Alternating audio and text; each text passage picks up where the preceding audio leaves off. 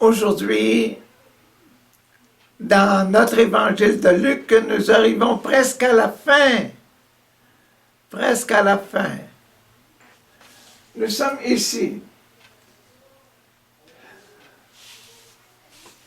Ceux qui rient. Ah, mais dans les béatitudes de Matthieu, on avait là aussi, ils sont montés au ciel, sont assis à la droite de Dieu, le Père Tout-Puissant, et ils rient, ils sont du plaisir parce qu'ils sont assis à la droite de Dieu, le Père Tout-Puissant. Et dans Matthieu, c'était persécuté pour la justice.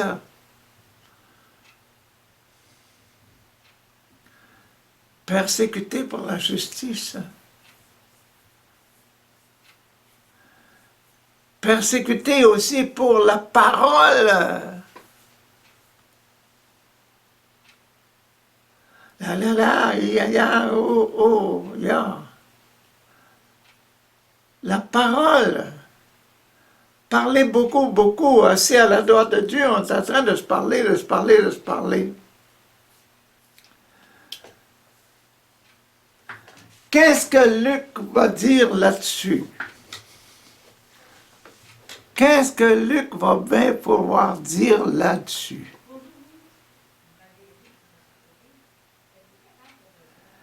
Les gens qui sont heureux toujours d'avoir toujours le sourire, puis la parole, la parole, la parole, la parole.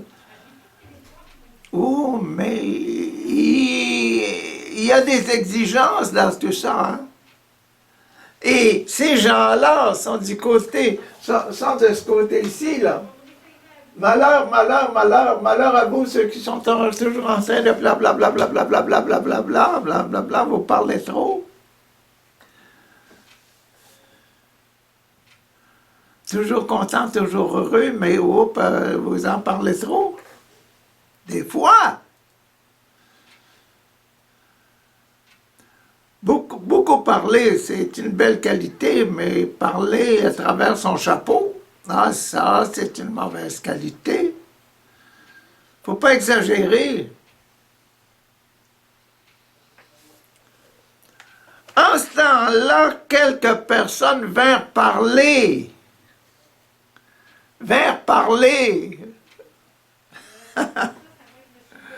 Heureux, parler. Ils vinrent parler à Jésus des Galiléens que Pilate avait fait tuer au moment où ils offraient un sacrifice à Dieu.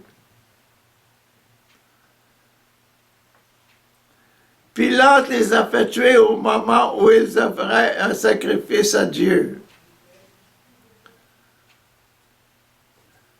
Jésus leur répondit, « Hé là, pensez-vous que si ces Galiléens ont été ainsi massacrés, cela signifie qu'ils étaient plus grands pécheurs que tous les autres Galiléens, hein? Pensez-vous que si c'est comme ça, Pilate a fait ça, hein? Ces gens-là, là, qu'il était en train de faire offrir un sacrifice, puis il les a tués, puis il a mêlé leur sang avec le sacrifice, là. Pensez-vous que ces gens-là étaient plus coupables, plus mauvais Galiléens que tous les autres? Non! Je vous le dis, mais si vous ne changez pas de vie, si vous ne changez pas de vie, toujours blablabla, blablabla, mais il faut,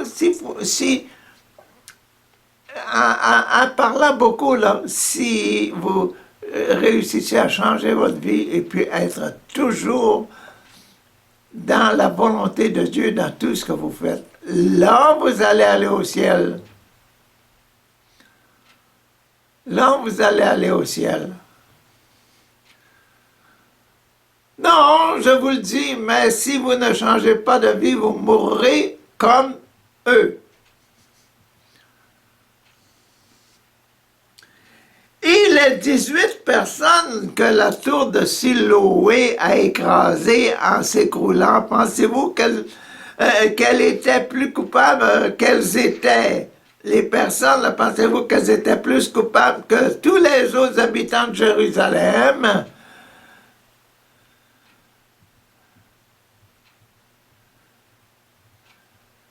Hein?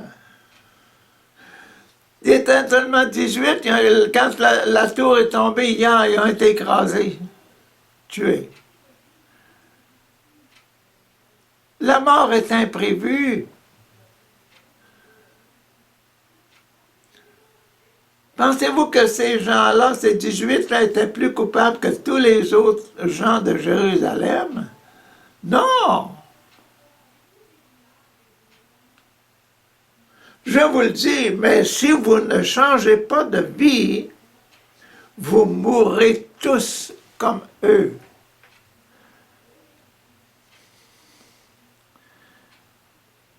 S'il vous plaît, changez votre vie. Restez, soyez toujours en état de grâce, en état d'enfant de Dieu. Enfants de Yahvé, des vrais Israélites. Soyez toujours des vrais Israélites et puis vous n'aurez pas peur de la mort. C'est ça qu'était le premier passage, là. Le blablabla, blablabla. Être prêt à être assis à côté de Dieu dans le royaume des cieux.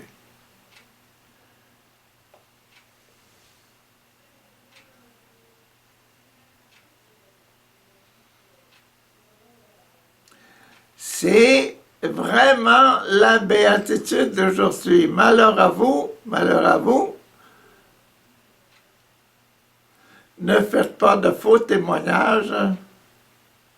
Ne dites pas de fausses histoires.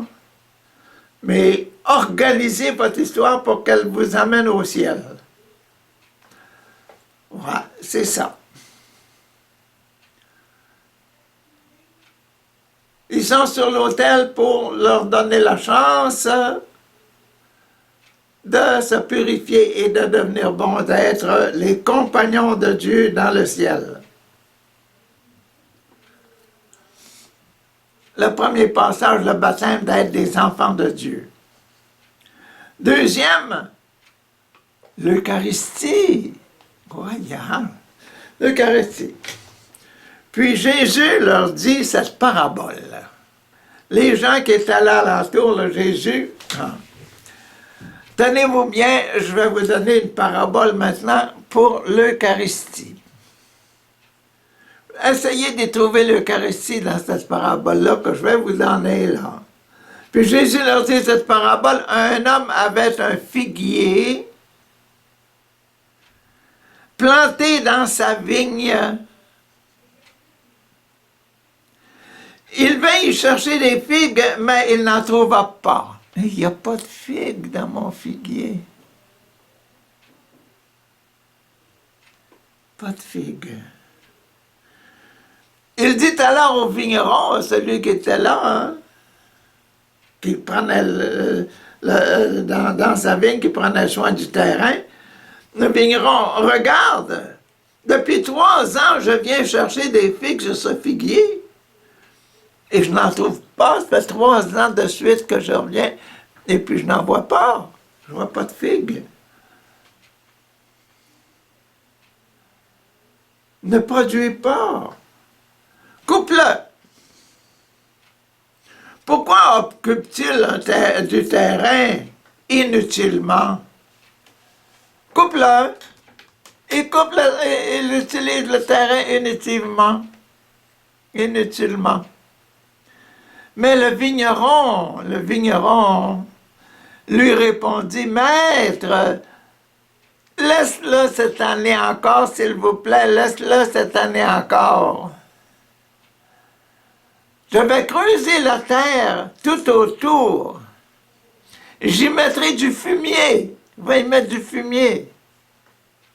Ainsi, il donnera des figues l'année prochaine, peut-être. Sinon, tu le feras couper.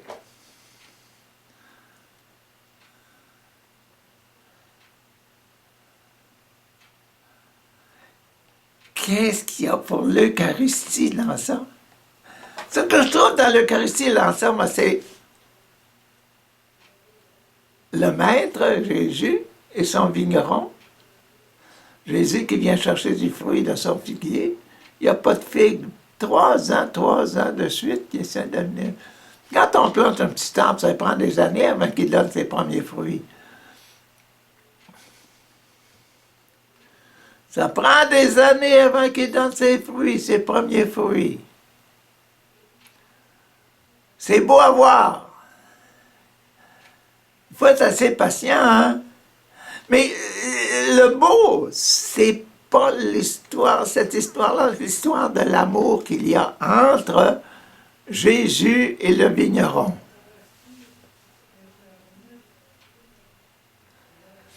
Goûter les fruits de l'arbre, ça a moins de saveur ici que l'amour qu'il y a entre Jésus et son vigneron. Le vigneron dit, maître, apaise-toi un peu là. Hein? Pardonne au figuier. Moi, je vais t'aider, je vais gratter alentour, je vais tourner le terrain, puis je vais y ajouter de l'engrais. Et l'an prochain, viens voir l'an prochain, OK? Regardez la proximité, le fait d'être proche l'un de l'autre, le fait d'être proche l'un de l'autre, le fait d'être proche. C'est ça qui fait l'Eucharistie.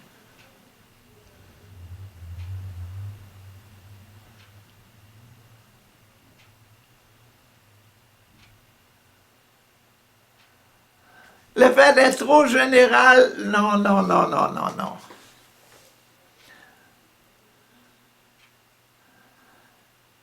C'est pour ça ceux qui veulent se marier, hein, les prétendants et les prétendantes, là, hein, ils sont souvent ensemble.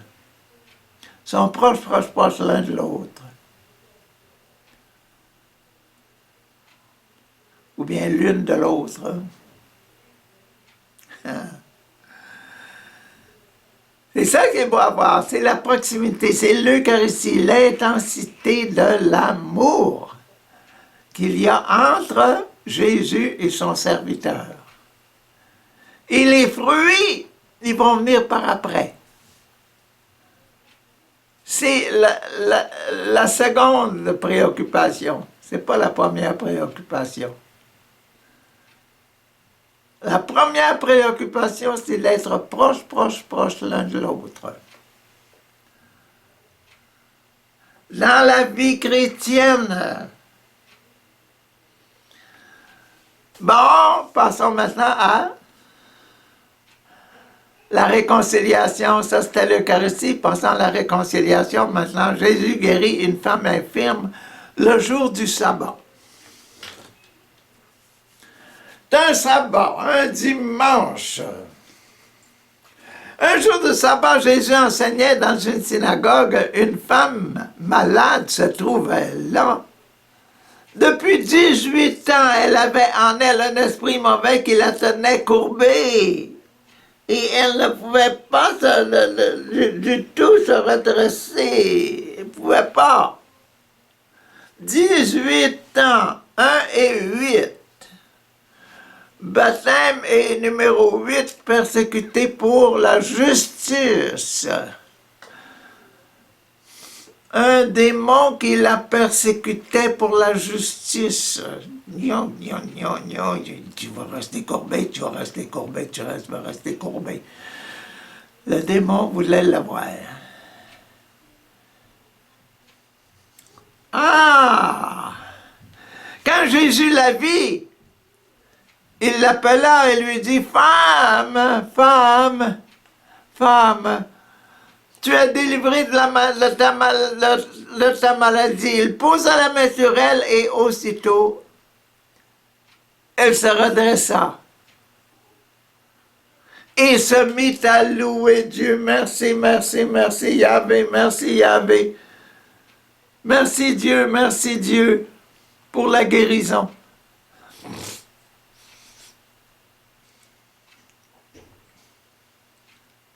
réconciliation,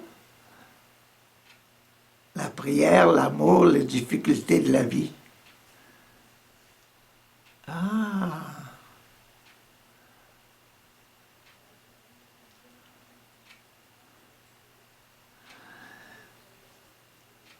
Mais le chef de la synagogue, lui qui était là, il était indigné de ce que Jésus avait accompli une guérison le jour du sabbat.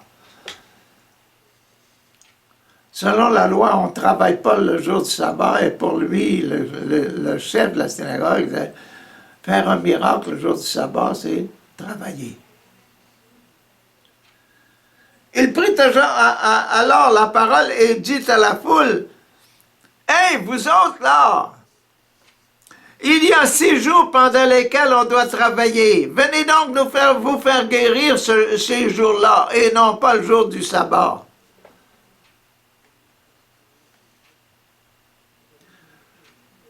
Il était un peu jaloux, hein,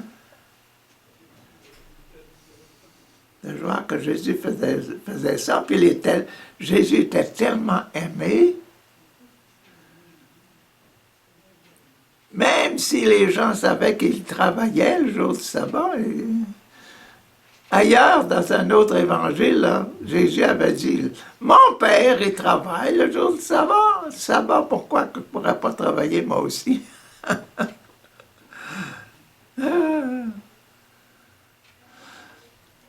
Ici, regardons ce qui arrive. Le Seigneur leur répondit en ces mots, « Hypocrite que vous êtes! Le jour du sabbat, chacun de vous ne détache-t-il pas de la crèche son bœuf ou son âne pour le mener boire? N'est-ce pas qu'il le fait? » Ben oui, il va détacher son bœuf ou son âne, puis il va les envoyer boire le jour du sabbat. Il ne faut pas qu'ils crèvent de soif. Il ne faut pas qu'ils se dessèchent au soleil. Et cette femme, descendante d'Abraham, que Satan a tenue liée, captive, attachée pendant 18 ans. Ne fallait-il pas la libérer de ses liens le jour du sabbat? Vous voyez bien que c'est OK que je la délivre de sa maladie, là, de cette courbe-là. Courbature qu'elle endure depuis 18 ans de la part d'un démon, puis que je la détache du démon le jour du sabbat. Cette réponse de Jésus remplit de honte tous ses adversaires, mais la foule entière se réjouissait de toutes les œuvres magnifiques que Jésus accomplissait.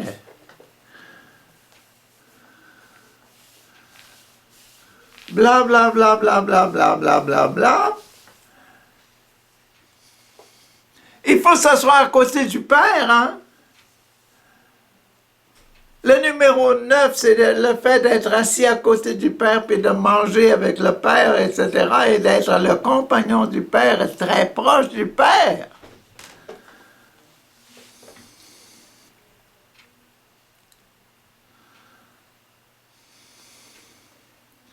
Imaginez-vous que cette femme-là avait été à côté de Dieu le Père, hein, puis le Père là, était prêt, il la voyait, là, « Oh, ma pauvre toi », il l'aurait délivré tout de suite.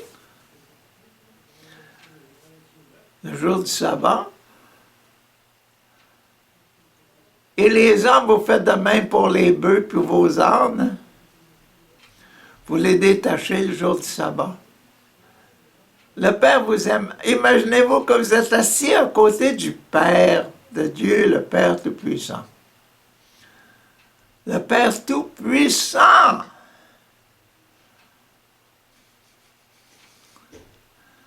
Tout ce qu'il peut faire parce qu'il vous aime le jour du sabbat, il va le faire. Il va le faire. C'est un bon jour que le jour du sabbat. C'est un bon jour pour lui. Passons au numéro 4 maintenant. Le numéro 4, un témoin. Un témoin de Dieu, c'est quoi? Un apôtre. C'est quoi? C'est un prophète. Jean-Baptiste, un prophète. Jean-Baptiste, un témoin.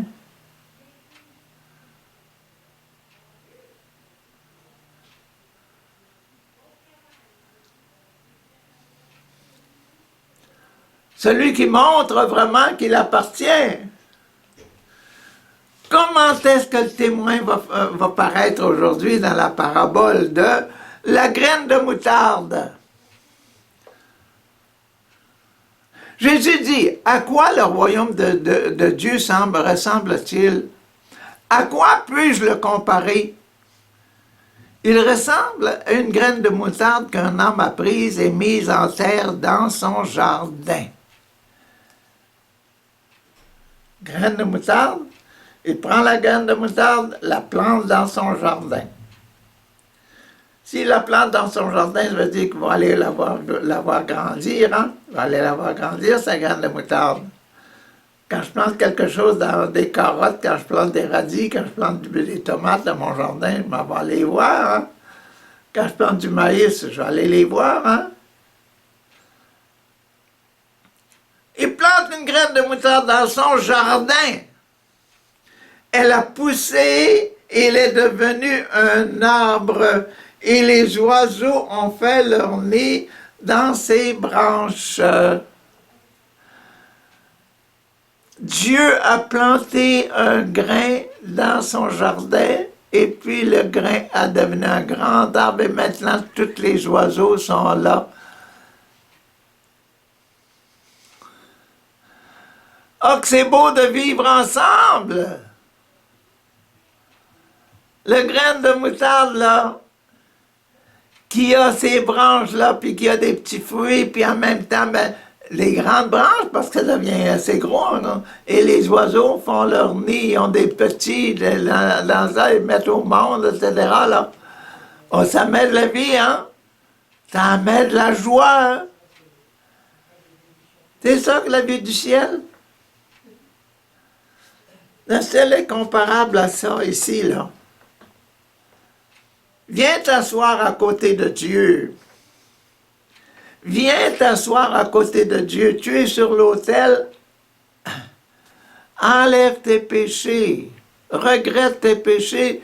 Viens t'asseoir à côté de Dieu avec moi et on va l'aimer notre vie au ciel. C'est ça.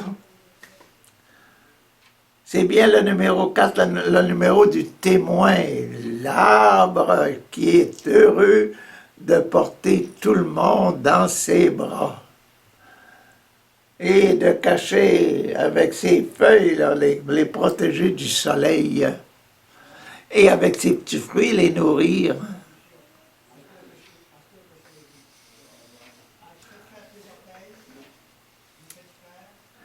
Bon, fini pour la confirmation. Passons à l'extrême onction maintenant. À l'extrême onction, qu'est-ce qu'on va trouver là-dedans? Qu'est-ce que Luc a mis dans l'extrême onction ici? Être assis à la droite de Dieu? Bon, extrême onction. Jésus dit encore, à quoi puis-je comparer le royaume de Dieu? Jésus dit encore, à quoi puis-je comparer? C'est Jésus qui compare le royaume de Dieu, là. C'est le Jésus. Merci Jésus de comparer le royaume de ton papa avec quelque chose. Il ressemble au levain qu'une femme prend et mêle à 25 kilos de farine jusqu'à ce que toute la pâte est levée. 25 kilos de farine, ça en fait un tas de farine, hein? C'est un gros sac. Du levain.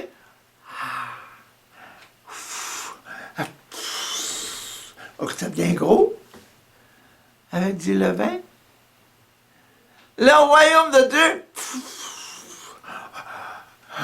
Ah, que c'est merveilleux! Ah, que c'est grossit vite! Ah! Vous avez regardé le pain hein, quand il lève, quand il est en train de se lever, quand il est en train de gonfler là, avec la levure. Ah, que c'est beau à voir, les pains et les gâteaux. Ah, qu'ils sont beaux à voir grandir, à voir se lever, là.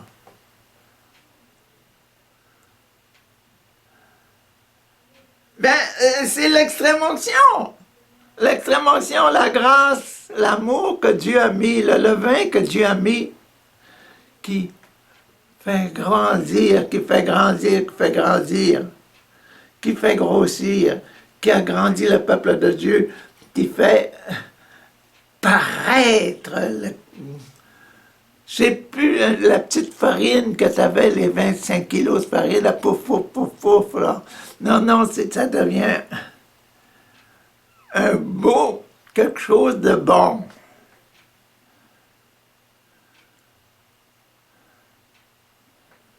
C'est le royaume des cieux. Jésus qui compare le royaume de Dieu à ça. Quand il met de la farine, quand il donne un sacrement d'extrême onction à quelqu'un, la façon que quelqu'un doit changer.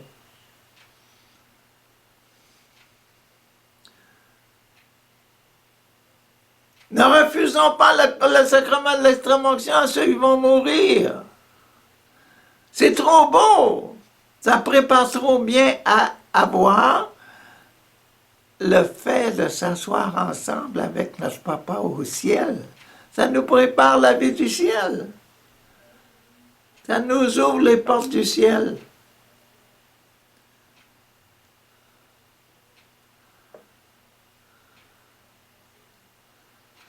Bon. Maintenant, l'ordre. Le sacrement de l'ordre. Blablabla, blablabla, blablabla, blablabla, parler avec le Père, c'était rare. Jésus traversait les villes et villages et enseignait en faisant route vers Jérusalem.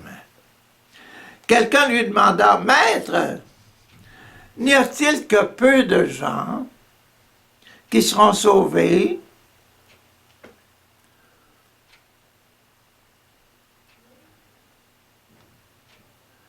N'y a-t-il que peu de gens qui sont sauvés? Bonne question, hein? Est-ce qu'il y a seulement un petit nombre de gens qui vont être sauvés quand on regarde notre monde d'aujourd'hui?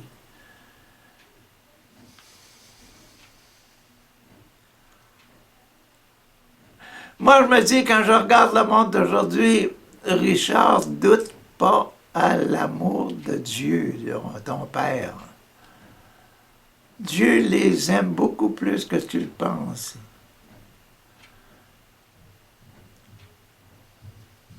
Tout l'endurcissement de leur cœur qu'ils ont là, à cause du monde d'aujourd'hui, puis toutes les occasions, puis toutes les choses, là. Puis toutes les difficultés, là. Espère que quand ils vont arriver dans les derniers moments de leur vie, là, il y aura une transformation. Ils vont se dire, « Oh, papa, j'ai péché contre le ciel et contre toi. Est-ce que je peux encore redevenir ton enfant? » Et le sacrement de l'extrême-onction, c'est pour ça. Hein? Et là, on est rendu dans le sacrement de l'ordre. Le fait d'être choisi, c'est pas tout le monde qui va choisir. Parfaitement. Efforcez-vous, dit Jésus répondit, efforcez-vous d'entrer par la porte étroite, car je vous l'affirme, beaucoup essaieront d'entrer et ne le pourront pas. Efforcez-vous d'entrer par la porte étroite.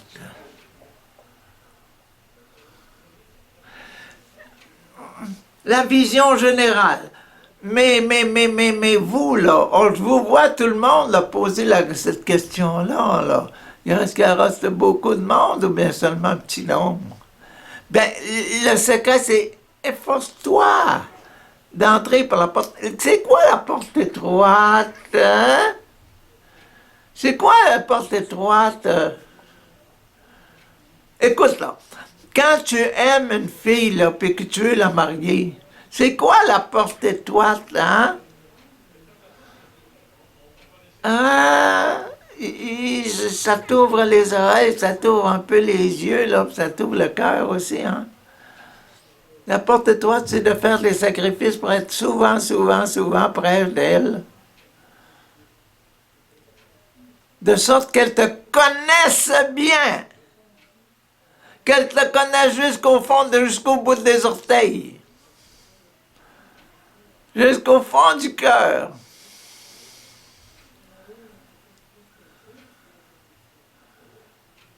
Aïe, aïe, aïe, aïe, aïe, aïe.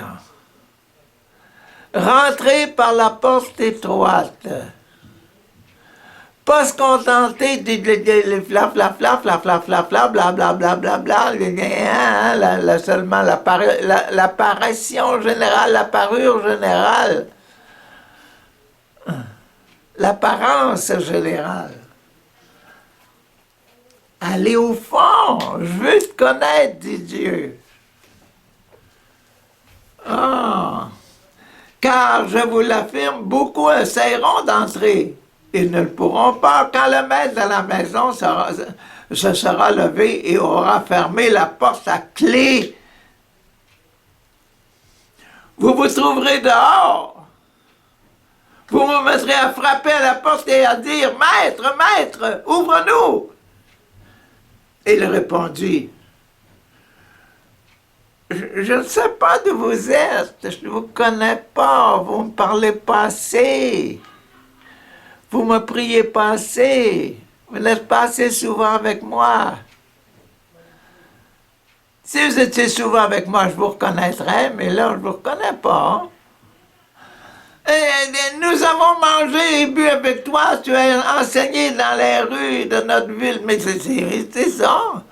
Si j'enseigne dans une ville, moi, je ne connais pas tout le monde qui est là, je connais seulement ceux qui ont la petite porte étroite, qui parlent avec moi, qui viennent me voir, qui me posent des questions et qui me mettent en difficulté avec mes choses. Je les aime, les pharisiens aussi. Hein? Si je discute avec eux autres, c'est pas parce que je les aime pas.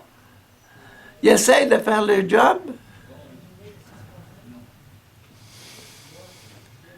J'aime tout le monde, Jésus dit. Vous autres, je vous connais pas. Je ne peux pas vous ouvrir la porte pour rien. Je vais vous ouvrir la porte si vous me connaissez assez, si on se connaît assez. Si on ne se connaît pas, inutile. Est-ce qu'il y aura beaucoup de monde entré dans le royaume de Dieu? Ah ben, utilisez la porte étroite. Vous comprenez, là? Utilisez la porte étroite. Éloignez-vous de moi, vous tous qui commettez le mal. Restez loin de moi, c'est commettre le mal. Venir proche, c'est connaître le bien, c'est vraiment m'aimer. OK? C'est là. C'est là, loin de moi. Éloignez-vous de moi. C'est là que vous pleurerez, que vous grincerez des dents quand vous verrez Abraham, Isaac et Jacob et tous les prophètes dans le royaume de Dieu, que vous serez jetés dehors. Hein? Des hommes viendront de l'est, de l'ouest, du nord et du sud et prendront place à table dans le royaume de Dieu. Et alors, certains de ceux qui sont maintenant les derniers seront les premiers.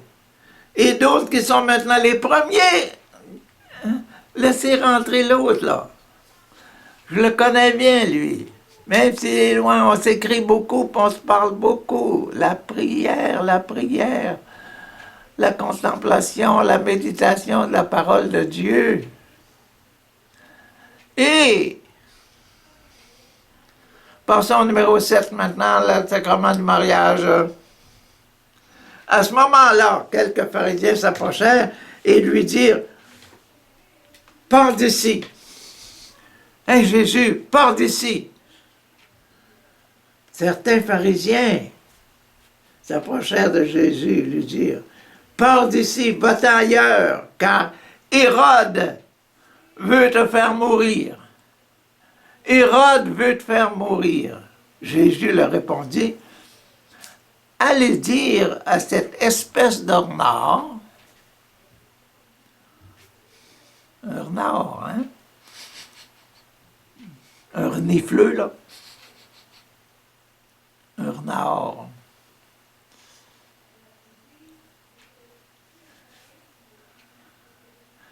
Qui essaye d'éviter tous les problèmes. Allez dire à cette espèce de renard, je chasse les esprits mauvais et j'accomplis des guérissons aujourd'hui et demain. Et le troisième jour, j'achève mon œuvre. Mais il faut que je continue ma route jusqu'à Jérusalem, aujourd'hui, demain et le jour suivant, car il ne convient pas qu'un prophète soit mis à mort en dehors de Jérusalem. Un prophète doit mourir à Jérusalem, dans la ville de son Père, de Dieu. Et ici, Jésus se met à... Ah, Jérusalem, Jérusalem, toi qui mets à mort tes prophètes et qui tues à coups de pierre ceux que Dieu t'a envoyés, combien de fois ai-je voulu rassembler la population tout entière auprès de moi, comme une poule rassemble ses poussins sous ses ailes, mais vous ne l'avez pas voulu vous rassembler autour de moi. Eh bien, votre maison va être complètement abandonnée.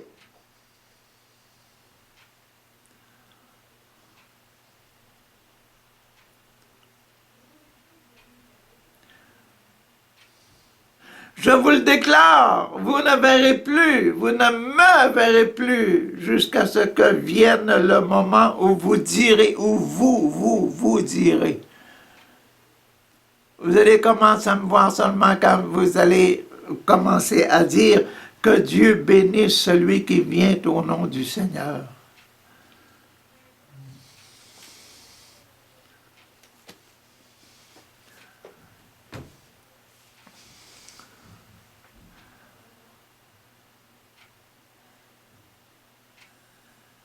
Ne dites pas de faux témoignage. Et venez, rassemblez-vous près du Père, rassemblez-vous près du Père. J'ai voulu vous rassembler tous, comme une poule rassemble ses petits poussins sous ses ailes. Vous ne l'avez pas voulu. Mais vous rentrerez dans le ciel seulement si vous dites « Bienvenue, Jésus qui vient ». Au nom du Seigneur Yahvé. Béni soit celui qui vient au nom du Seigneur. Et moi je vous dis, béni soyez-vous si vous venez à Dieu avant de mourir. Mais il faut se préparer dès maintenant.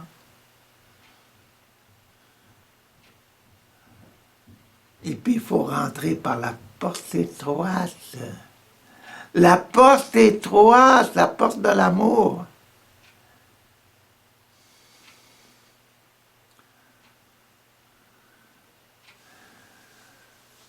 Demain, on va être dans le dernier passage. Au bout de l'autel. Le dernier au bout de l'autel. Dans Saint Matthieu, c'est « Il reviendra dans la gloire », Jésus reviendra dans la gloire pour juger les vivants et les morts. Mais Luc lui dit « Malheur à vous, malheur à vous ».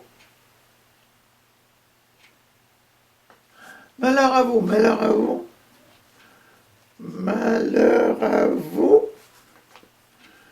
Malheur à vous, tous les hommes qui disent du bien de vous.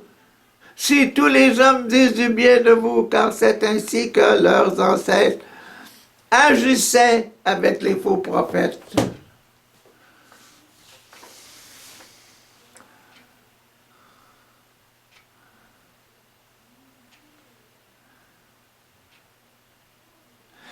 Et ça, ce sera pour demain. Ce sera pour demain. Dernier groupe sur notre autel. Nos 7 derniers passages sur l'autel, dans la ligne de ceux qui veulent aller à Dieu et se réunir à Dieu, fêter avec Dieu pour l'éternité. Bonne journée.